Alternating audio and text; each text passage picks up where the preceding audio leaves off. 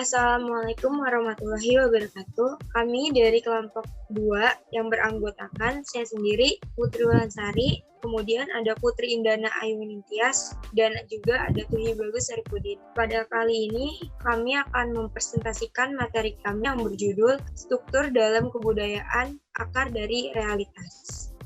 Lanjut ke materi, struktur dalam kebudayaan atau akar dari realitas. Struktur dalam merupakan suatu asumsi yang terbentuk tanpa disadari tentang bagaimana dunia ini bekerja. Hal inilah yang menyatukan suatu kebudayaan, yang membuat suatu budaya menjadi unik, dan yang menjelaskan pertanyaan bagaimana dan mengapa dari tindakan kolektif suatu budaya. Selanjutnya, inti dari struktur dalam suatu budaya adalah organisasi sosial. Organisasi ini kadang merujuk pada institusi sosial yang merupakan kelompok di mana anggota suatu kebudayaan beralih kepada hal-hal mengenai arti kehidupan dan cara untuk menghidupi hidup tersebut. Lanjut ke organisasi sosial yang bertahan dan berpengaruh dalam masyarakat. Menyangkut isu struktur dalam suatu kebudayaan ini adalah sebagai berikut. Yang pertama itu ada keluarga, yang kedua ada negara atau komunitas, dan yang ketiga ada agama atau cara pandang. Dari 3 organisasi sosial ini berperan dalam hal menyetujui, mendefinisikan, menciptakan, menyebarkan, mempertahankan, dan menguatkan elemen dasar dan pentingnya suatu budaya. Selanjutnya itu ada tujuan. Struktur dalam budaya tujuannya adalah untuk melihat tempat tersebut sehingga kita dapat lebih mengerti bagaimana dan mengapa budaya memiliki visi yang berbeda tentang dunia ini. Selanjutnya akan dilanjutkan oleh Indana. 1. Institusi struktur dalam membawa apa yang paling dipercayai suatu budaya. Orang tua kita, komunitas, dan agama mengajarkan kita apa yang penting dan apa yang harus kita perjuangkan. Gaples dan Bailey yang juga mengemukakan pengetahuan yang penting yang diperoleh dari institusi sosial budaya, mempertahankan bahwa inilah komponen tentang dunia dan masyarakat yang dipelajari anak-anak ketika bertumbuh. 2. Institusi struktur dalam dan pesannya yang bertahan. Pesan-pesan yang dibawa institusi tersebut bekerja sama untuk melestarikan budaya. Setiap generasi diberikan kebijaksanaan, tradisi, dan kebiasaan yang membuat suatu kebudayaan menjadi unik. Selanjutnya, 3. Institusi struktur dalam dan pesannya yang sangat dirasakan. Visi yang terdapat dari institusi ini membangkitkan perasaan emosi yang mendalam. Keempat, institusi struktur dalam menunjukkan identitas seseorang. Salah satu tanggung jawab terpenting suatu budaya adalah membantu anggotanya membentuk identitas mereka. Berikutnya ada keluarga. Keluarga merupakan institusi paling dasar dari semua institusi manusia. Keluarga adalah kelompok primer yang terdiri dari 2 atau lebih orang, mempunyai jaringan interaksi interpersonal, hubungan darah, hubungan pernikahan, dan adopsi yang merupakan dari organisasi sosial yang ada pada masyarakat. Berikutnya adalah ada peran keluarga. 1. Yaitu reproduksi. Salah satu alasan agar suatu budaya tetap berlangsung dengan menghadirkan generasi baru dan penerus budaya akan selalu ada.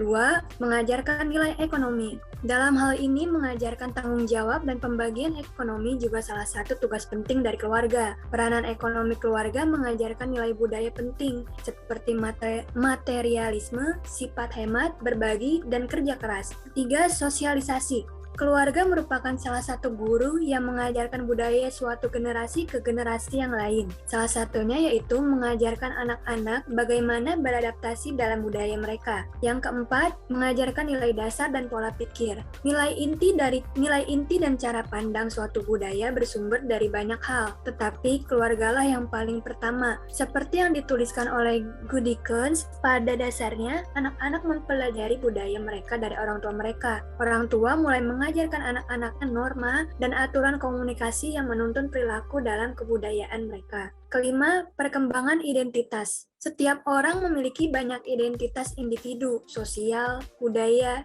jenis kelamin, etnik, dan kelas sosial juga keluarga. Keluarga merupakan institusi pertama yang menandakan identitas kita. Keluarga melakukan hal ini dengan memberikan anak-anak pengetahuan tentang latar belakang historis, informasi tentang budaya mereka, serta perilaku, adat istiadat, tradisi, dan bahasa dari etnis suatu kelompok kebudayaannya. Yang Yang keenam, pelatihan komunikasi. Keluarga tidak hanya memperkenalkan bahasa yang ada di dalam budaya kita, tetapi juga mengajarkan bagaimana menggunakan bahasa tersebut.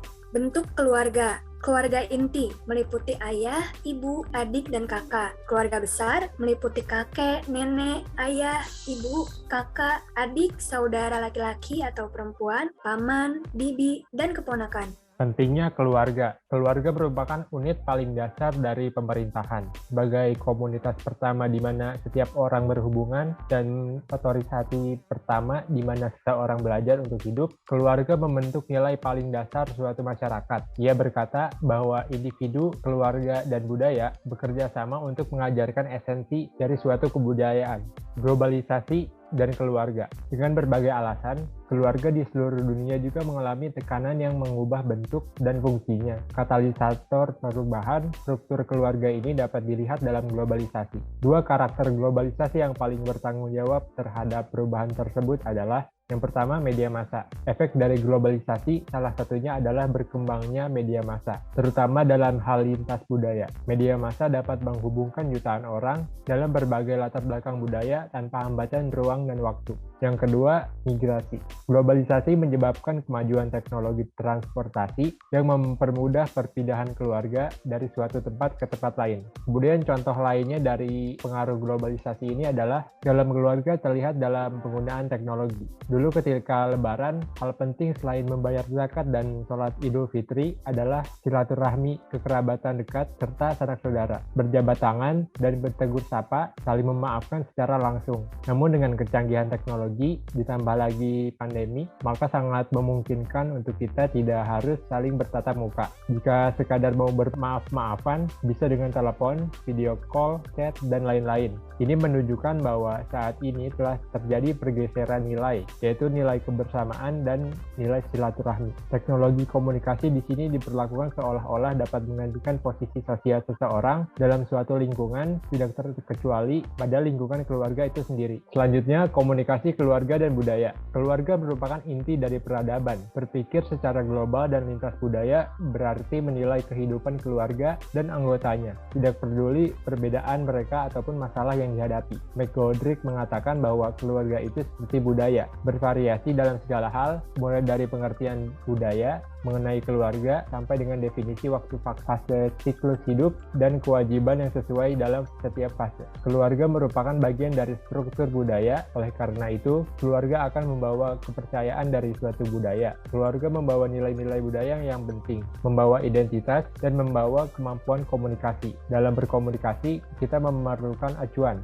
Acuan tersebut dapat kita dapatkan dari budaya. Kemudian ada sejarah. Sejarah merupakan saksi yang menyaksikan berlalunya waktu.